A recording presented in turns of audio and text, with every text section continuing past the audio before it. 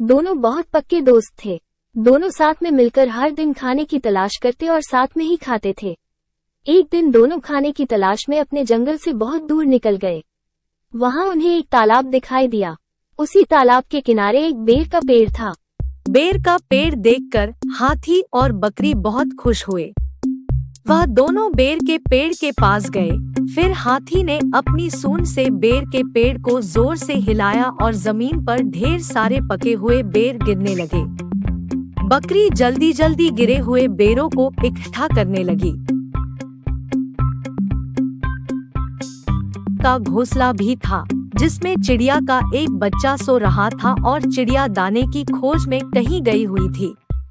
बेर का पेड़ जोर से हिलाने के कारण चिड़िया का बच्चा घोंसले से बाहर तालाब में गिर पड़ा और डूबने लगा।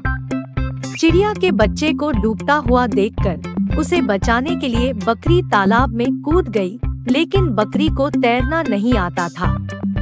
इस वजह से वह भी तालाब में डूबने लगी। बकरी को डूबता हुआ देखकर हाथी भी तालाब में कूद गया और उसने चिड़िया के बच्चे और बकरी दोनों को डूबने से बचा लिया। इतने में चिड़िया भी वहां पर आ गई थी और वह अपने बच्चे को सही सलामत देखकर बहुत खुश हुई।